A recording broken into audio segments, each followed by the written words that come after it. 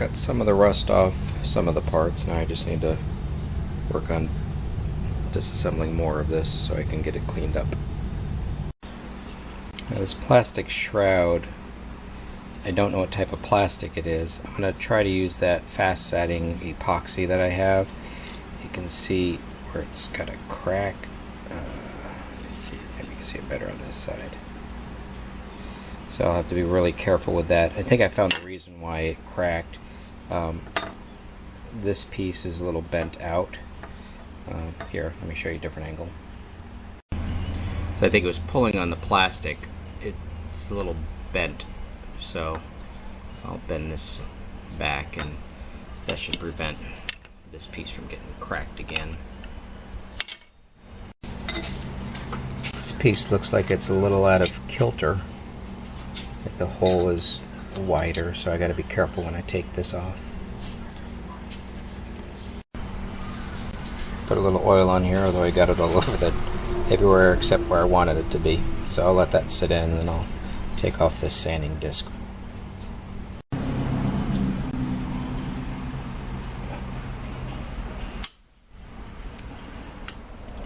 Alright, so here, come on over here. And just do a couple turns. No, you're tightening it. Okay, that's good. See if this will slide off now. Oh yeah, go ahead, gently pull it straight off. Okay, wonderful. Wait.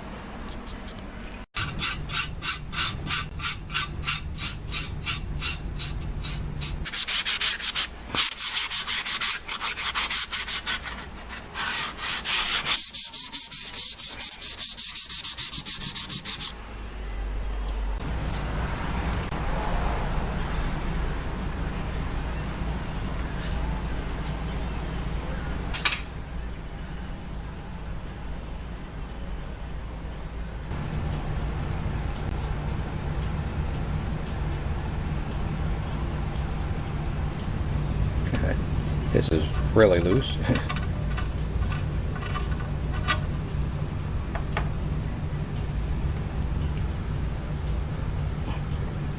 This one wasn't as loose, but still wasn't tight.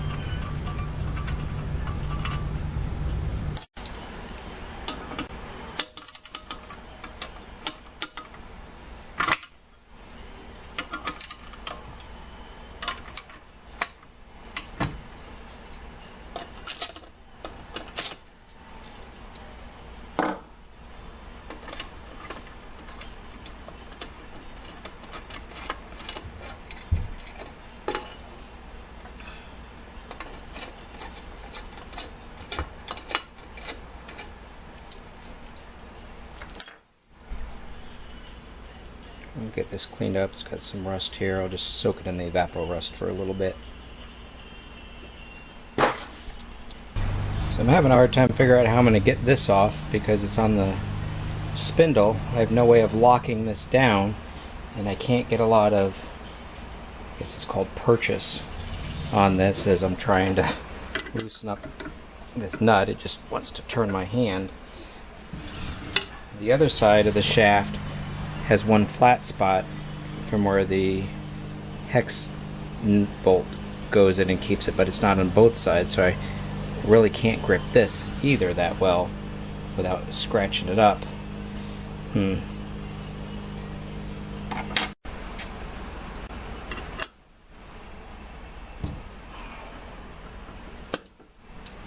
Yeah, oops.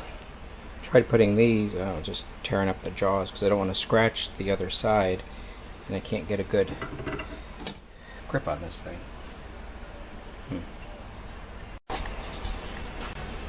Well, I'm sure there's some way of me doing this, I just don't know how to do it, so I'm just going to clean this bolt on here and then tape off the wheel when I do the spray painting. It's the only thing I can think of. Okay, scratch that. I was clamping down on the other side super hard and got it to come off.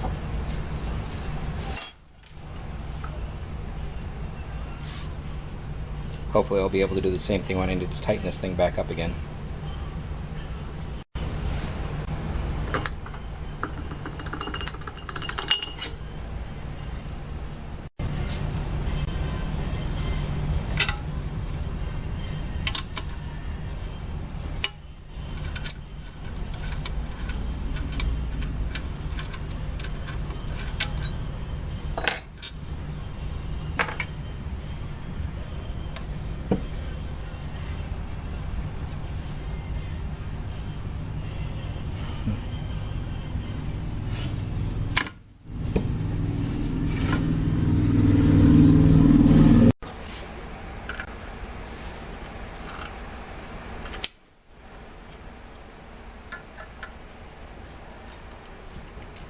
Oh.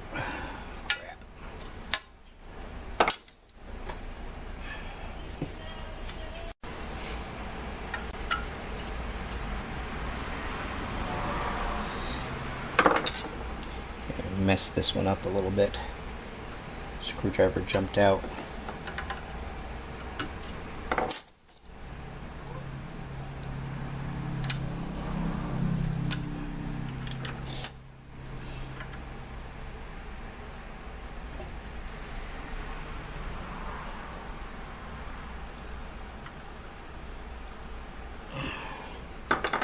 Damn. This one's not wanting to come out. So I'm going to try to take it out with these. These are, I can't remember how much I paid for these, like $25 pliers, but they have teeth going front and back rather than normal pliers going side by side. They're made for help getting stuck screws out. Let's give this a whirl.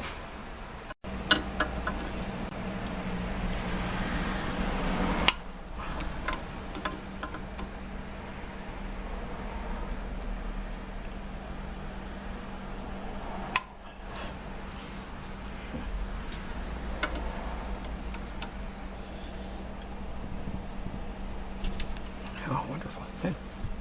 Well worth the 25 bucks.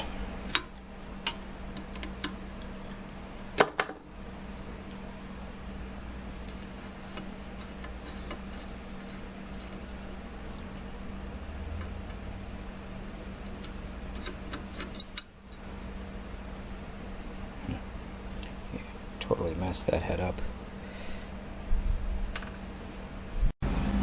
Here's the packaging for those pliers that I bought in case you want to get them. I don't remember if I think I got them off eBay.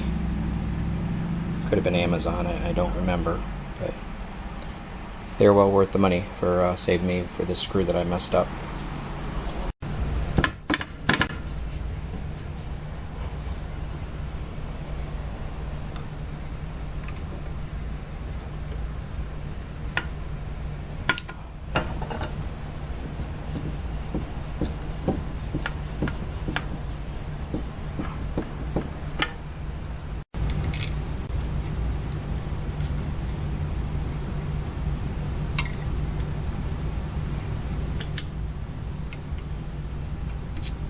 So I've got a little dilemma here. Find it.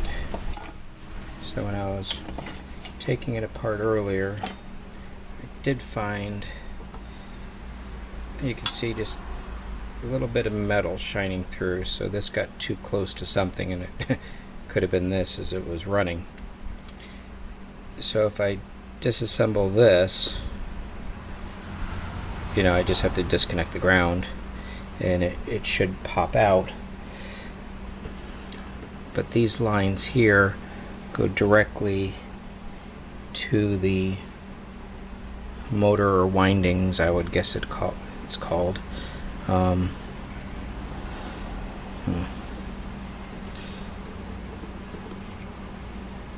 This looks like it's just a push-in type of outlet where the wires just push in, but I can't find the release. I'd like to just be able to kick the wires out. So let me mess around with this for just a little bit more and figure out what I'm going to do. So it took me a while to remember how to take one of these, I guess it'd be called a cord retainer out. Just had to press on it really hard and back it out. So I'm going to buy a new cord for this. Ideally I'd like to unscrew this and separate it and paint this and this separately, but I don't feel comfortable wire cutting into this and wire nutting this with not a lot of space. So when I cut the cord, I'll just cut it here and here, since these push in, and I'll just use some small wire nuts for that. And then I'm going to clean this up, and I'm just going to tape over this part, and then after I get everything sanded, then I'll just spray with this cover in place.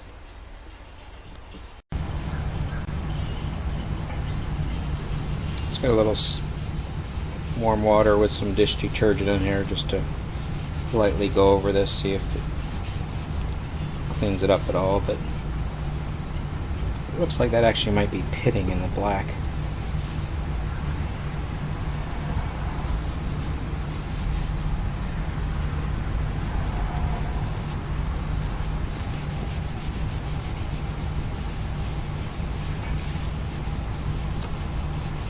So I don't want to mess up this plate like I did on the tool chest.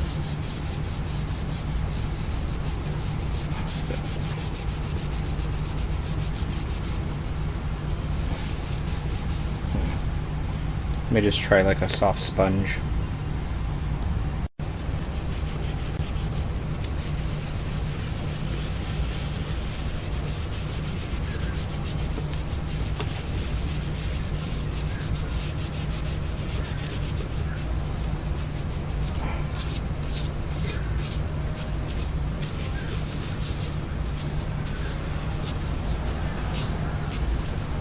Yeah, I think where you can see the white underneath the black, it's just the paint is already gone there, so I won't be able to totally get this to 100%, but at least get the layer of dirt off of it.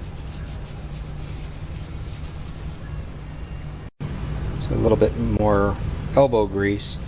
I actually was able to get that stuff off. It wasn't pitting, it was I don't know, paint splatter or something.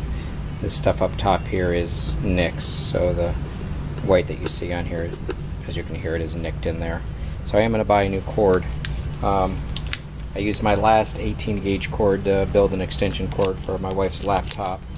I have this cord, but it's not round, so it's not going to work right with that retainer. It's also not 18 gauge, but whenever I have, you know, something with a 3-prong plug that dies, I'll just nip off the end, because you never know when you might be able to use the cord again.